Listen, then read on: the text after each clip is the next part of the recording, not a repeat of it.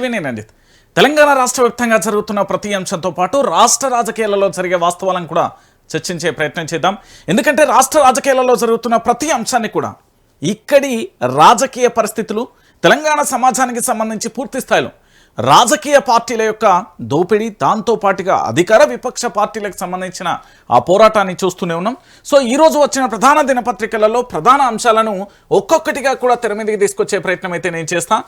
అసలు ఏం జరిగింది, ఏం జరుగుతుంది అనేది కూడా మనం క్లారిటీగా కూడా చూసే ప్రయత్నం అయితే చేద్దాం. తెలంగాణ రాష్ట్ర వ్యాప్తంగా జరుగుతున్న కొన్ని అంశాలు ముఖ్యంగా ఇటు చూడొచ్చు. ఎండుతున్న నారు ఎత్తిపోయని సర్కారు అంటూ కూడా చూడొచ్చు.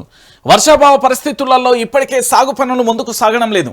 వానలు లేక సాగునీరు అందక నారు దశల్లోనే పంటలు ఎండుముఖం పడుతున్నాయి. కరీంనగర్ జిల్లా గంగాధర మండలం రంగరావుపల్లిలో ఎండిపోతున్న నారుమడికి ట్యాంకర్తో ఇలా నీళ్లు పడుతున్న రైతు అంటూ కూడా ఇక్కడ ఒక అంశాన్ని చూస్తున్నాం. అంటే రైతులు పూర్తి స్థాయిలో వర్షాలు సరిగ్గా లేక, వర్షాలు సరిగ్గా పడక ఎండలకు ఎండిపోతున్న పరిస్థితి ఇక్కడ చాలా స్పష్టంగా కనబడుతుంది. ఎందుకంటే తెలంగాణ రాష్ట్ర వ్యాప్తంగా కూడా తెలంగాణ ఉద్యమంలో కూడా ఒక పాట ఉంటుంది.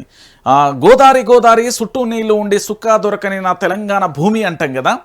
ఇప్పుడు తెలంగాణలో కూడా ఎలాంటి పరిస్థితులే ఏర్పడ్డాయి అని చెప్పడానికి అతిశయోక్తి కాదేమో. ఎందుకంటే ఈ అంశాన్ని పదే పదే పదే ఎందుకు చెప్తున్నా అంటే, మన తెలంగాణ భూభాగం నుంచి గోదావరి జలాలు వెళ్తున్నప్పటికీ కూడా వాటిని మనం వినియోగించుకోలేకపోతున్నాం.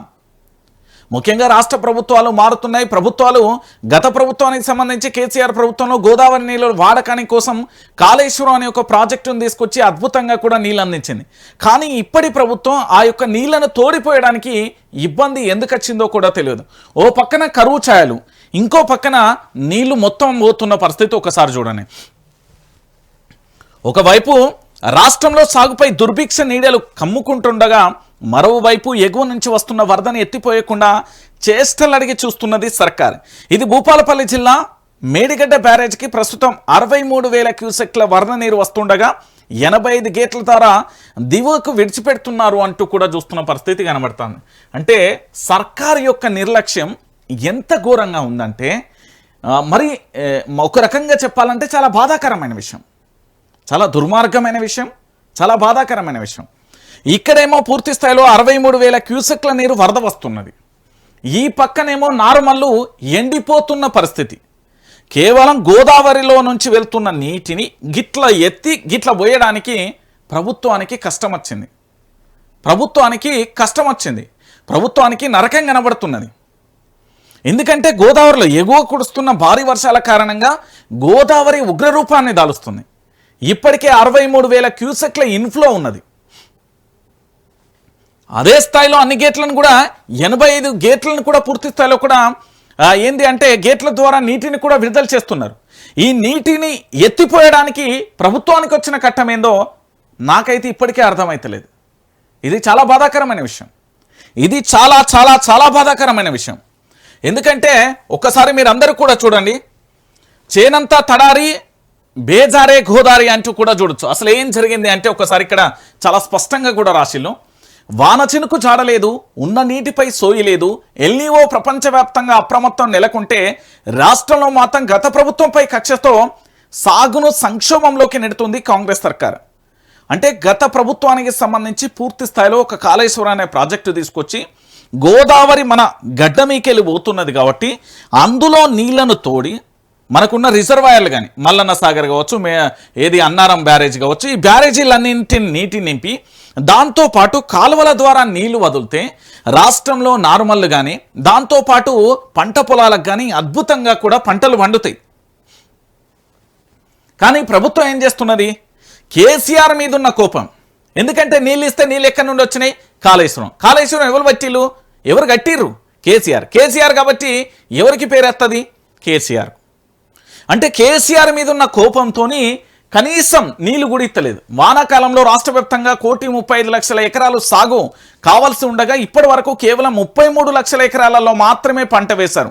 అంటే జూన్ దాటి జూలై మొదటి వారంలోకి వచ్చినా కేవలం 24% పంటలు సాగు పూర్తి కాలేదు. వరి విషయానికి వస్తే ఈ సీజన్లో 65 లక్షల ఎకరాలలో వరి వేయాల్సి ఉండగా ఇంతవరకు కూడా 110 ఎకరాలలో మాత్రమే నాట్లు పడ్డాయి. నిరుడుతో పోలిస్తే సాగు ఈసారి 56% తగ్గింది. ఈ సాగుకు సంబంధించి ప్రమాదకరమైన సంకేతాలు ఎల్నివో మోగిస్తున్న దుర్భరమైన ఘటికలు ఇక్కడ చాలా స్పష్టంగా కూడా కనబడుతున్నాయి. ఎందుకంటే తెలంగాణ సమాజం మొత్తం చూడాలి దయచేసి. ఇది బాధాకరమైన విషయం. ఒక్కసారి నేనేమంటున్నానంటే ఇప్పటి వరకు 33 లక్షల ఎకరాలే.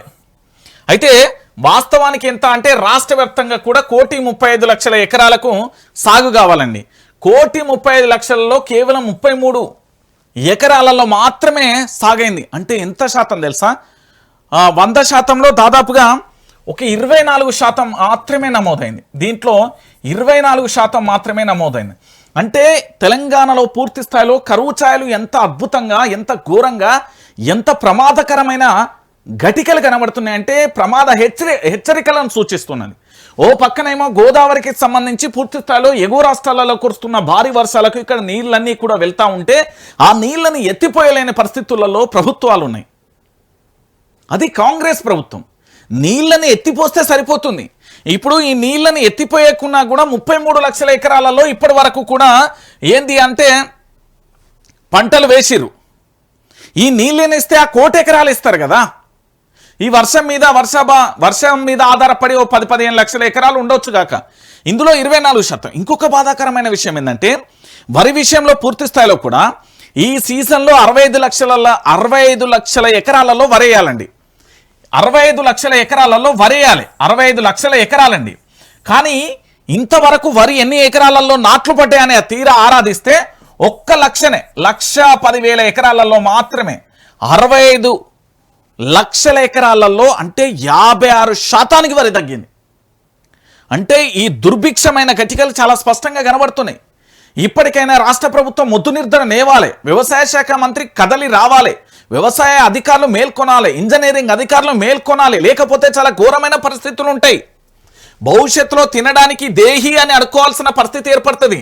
ఇంకొక విషయం ఏంటంటే మరోవైపు ప్రాజెక్టుల పరిస్థితి ఆశాజనకంగా లేదు. ఓ పక్కన కృష్ణా గోదావరి బేసిన్లోని ప్రధాన రిజర్వాయర్లన్నీ కూడా ఇన్ఫ్లో లేక డెడ్ స్టోరేజ్కి చేరుకుంటున్నాయి. మధ్య తరహా మైనర్ ప్రాజెక్టులది అదే స్థితి.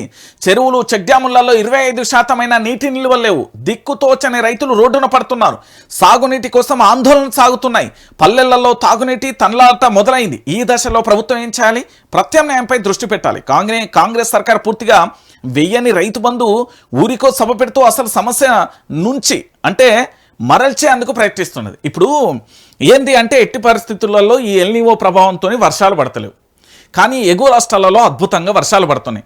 ఈ రాష్ట్రంలో దాదాపుగా 1,63,00,000కు సంబంధించి అంటే దాదాపుగా 1,35,00,000కు సంబంధించి ఎకరాలలో సాగు కావాలి. అయితే ఇప్పటి వరకు వానాకాలంలో సాగుకు సంబంధించి అంటే కేవలం 33 లక్షలలో మాత్రమే పంటలు వేసిలు. కాబట్టి ఈ రిజర్వాయర్లను ప్రత్యామ్నాయంగా ఉండే ఈ గోదావరి కానీ కృష్ణా బేసిన్లలో ప్రధాన రిజర్వాయర్లు ఏవైతే ఉన్నాయో వాటిలలో పూర్తి స్థాయిలో నీటిని నింపి ఆ నీటి ద్వారా కాలువల ద్వారా చెలకలకు చెరువులకు నీళ్లు పంపించాలి. కానీ ఆ ప్రత్యామ్నాయ మార్గాలు ఇప్పటి వరకు కూడా ప్రభుత్వం అన్వేషించట్లేదు. వ్యవసాయ శాఖకు సంబంధించి మంత్రి ఏం చేస్తున్నాడో, సాగునీటి పారుదల శాఖ మంత్రి ఏం చేస్తున్నాడో కూడా అంతుజిక్కని పరిస్థితి. ఇంకొక బాధాకరమైన విషయం ఏంటంటే కరువు కమ్ముతున్న ఈ దశలో కాళేశ్వరమే ప్రత్యామ్నాయంగా కనబడుతున్నది. ఎగువన ఎస్ఆర్ఎస్పీలో 1620 క్యూసెక్ల వరద మాత్రమే ఉంటే మేడిగడ్డ వద్ద 63,000 క్యూసెక్ల వరద వచ్చి చేరుతున్నది.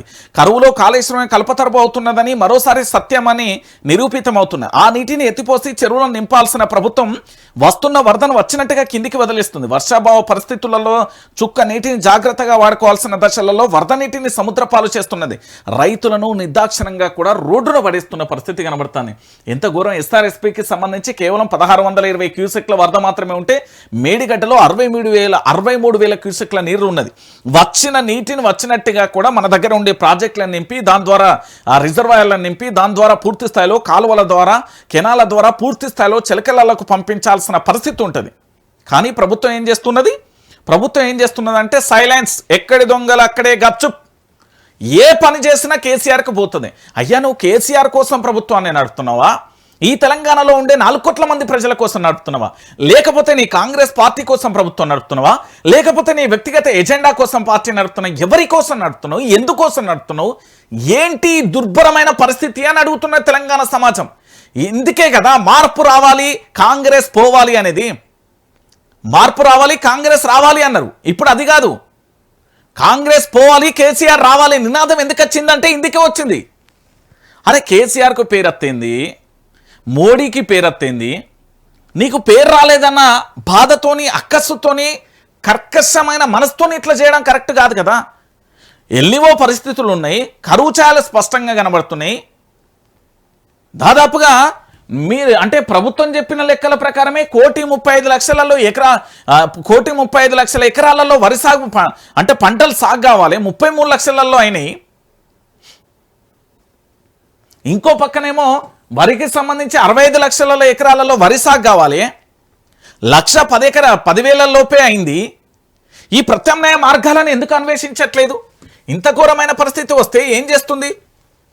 రాష్ట్రంలో డెడ్ స్టోరేజ్కి చేరిన రిజర్వాయర్లు, మీడియం ఇరిగేషన్ ప్రాజెక్టులలోనూ అదే స్థితి. ప్రాజెక్టులలో 32.34% మాత్రమే ప్రస్తుత నీటి నిల్వ. 1620 క్యూసెక్లు దాటని ఎస్ఆర్ఎస్పీ ఇన్ఫ్లో. మరోవైపు ప్రాణహిత వద్ద పెరుగుతున్న వరద. 2 రోజులలోనే 63,000 క్యూసెక్ల ఇన్ఫ్లో. నీళ్లను ఎత్తిపోసే అవకాశం ఉన్న సర్కార్ నిర్లక్ష్యం. వర్షాభావం వేల కిందికి వృధాగా పోతున్న నీళ్లు. పంటలు ఎండుతుంటే అన్నదాతల కన్నీళ్లు పెట్టాల్సిన పరిస్థితి ఏర్పడుతుంది. అన్నమో రామచంద్ర దేహి దేహి, అన్నమో రామచంద్ర అమ్మా భాంచన్ అనే పరిస్థితి వస్తుంది తెలంగాణలో. నేను చెప్తున్నా కదా, రేవంత్ వచ్చిండు, కరువు వచ్చింది, గంతే. రేవంత్ వస్తే ఆటోమేటిక్గా గదే అవుతుంది. సాగని వ్యవసాయం చినుకు రాదేమో సాలు పడదాయే. వానాకాలం సాగుపై ఎల్నివో పంజా. ఇప్పటికే కేవలం 24% పంటలే సాగు. 1,35,00,000 ఎకరాలకు 33 లక్షలే సాగు. నిరుడు ఇదే సమయానికి రాష్ట్రంలో 45 లక్షల ఎకరాలలో మొదలైన పంటల సాగులు. 20 జిల్లాలలో లోటు వర్షపాతం. సాగుపై తీవ్ర ప్రభావం తప్పదంటున్న శాస్త్రవేత్తలు. జూలైలోనూ ఇంతేనన్న వాతావరణ శాఖ. సాగునీటి చర్యలు తీసుకొని సర్కార్ అంటూ కూడా చెప్తున్నారు. ఇక్కడ చాలా స్పష్టంగా ఏం చెప్పింది తెలుసా శాస్త్రవేత్తలు? సాగు మీద చాలా తీవ్రమైన ప్రభావం ఉంటుంది. ఆ ఎల్నివో ఎఫెక్ట్తోని చాలా ఇబ్బందికరమైన పరిస్థితులు ఏర్పడుతుంది.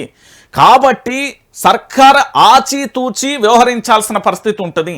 ప్రతి నీటి బొట్టును కూడా ఆయు పట్టులా పట్టుకొని అది రైతులకు ఉపయోగపడేలా చెయ్యాలి అంటూ కూడా పూర్తి స్థాయిలో ప్రభుత్వం చెప్తున్నది. ఇక్కడ పక్కన ఏంది, నేడు కన్నెపల్లికి కేటీఆర్ ఎందుకు బీఆర్ఎస్ బృందంతో పంపు హౌస్ వద్దకు. వృధాగా పోతున్న గోదావరి జలాల పరిశీలన అనంతరం మీడియాతో చిట్చాట్. ఏర్పాట్లను పరిశీలించిన బీఆర్ఎస్ నేతలు. ఇది జయశంకర్ భూపాల్పల్లి జిల్లా మహదేవ్పూర్ మండలంలోని కన్నెపల్లి పంప్ హౌస్ వద్దకు ఎందుకు చేరుతున్నారంటే, గోదావరిలో ఏవైతే 63,000 క్యూసెక్ల నీరు వృధాగా పోతుందో ఆ నీళ్లను తెలంగాణ ప్రాంత ప్రజల పంటల సాగు కోసం, వాటి యొక్క నాటు కోసం ఎందుకు ఉపయోగించలేకపోతుందో, ప్రాజెక్టులన్నీ కూడా పూర్తి స్థాయిలో కూడా ఏంది డెడ్ స్టోరేజ్కి చేరుకున్నా కూడా అక్కడికి నీళ్లను ఎందుకు అందించలేకపోతున్నదో, అయ్యా మీ నిద్రపోతున్న ప్రభుత్వాన్ని నిద్రలేపడానికి కదిలిన బృందం ఇది. అయినప్పటికీ కూడా అదే పరిస్థితి.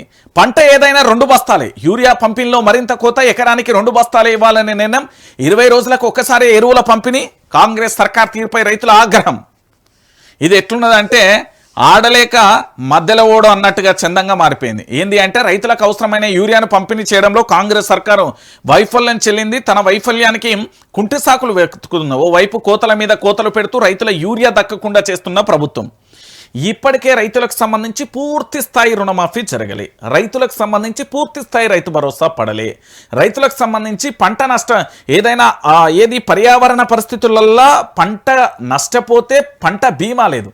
ఒకవేళ అనివార్య కారణాల వల్ల రైతు ఏదైనా ప్రమాదవశాత్తు చనిపోతే రైతు బీమా లేదు. ఇంకొక వైపు రైతులకు సంబంధించిన యూరియా సరిగ్గా లేదు. ఇంకోవైపు ఎల్నివో ప్రభావంతో కనీసం నీళ్లు లేవు. ఇంకొక వైపు పూర్తి స్థాయిలో రాష్ట్ర వ్యాప్తంగా కూడా చాలా ఇబ్బందికరమైన పరిస్థితులు ఎదుర్కొంటున్నాం. కానీ మన సర్కారుకు సోయలేదు. సోయలేని సర్కారు ఉంటే ఎట్లుంటుంది అంటే తెలంగాణ రాష్ట్రాన్ని ఉదాహరణగా చూపించవచ్చు. ఎందుకంటే గోదావరి జిల్లాలో ఇంత అద్భుతంగా 63,000 క్యూసెక్ల నీరు ఇట్లా దోషిల్లో పట్టుకొని మీద చల్లుకోవాలి కేసీఆర్ పేరు చెప్పి. ఆయన పుణ్యమాని ప్రాజెక్టు కట్టిండు.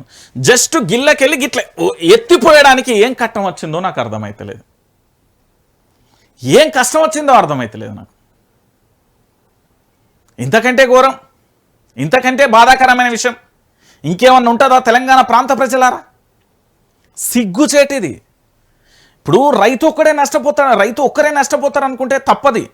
రైతు గనక నష్టపోతే ఆ కుటుంబం రోడ్డు మీద పడుతుంది. ఆ కుటుంబం పండించే పంటను బేస్ చేసుకొని పంట కొనుగోలు చేస్తే కొనుగోలుదారుడు పోతాడు, దాని మీద రవాణా వ్యవస్థ నష్టపోతుంది, దాని ద్వారా మార్కెట్ యార్డ్లో పనిచేస్తున్న కూలీలు నష్టపోతాడు, ఆ మార్కెట్ యార్డుకు సంబంధించి పూర్తి స్థాయిలో అక్కడుండే ఎవరైతే కొనుగోలు చేస్తారో వాళ్ళు ఇబ్బంది పడతారు. అన్ని రకాలుగా ఎఫెక్ట్ పడుతుంది. ఒక్క వ్యవసాయాన్ని పండగ చేస్తే రాష్ట్రం పచ్చని మాగాని లెక్క ఉంటుంది.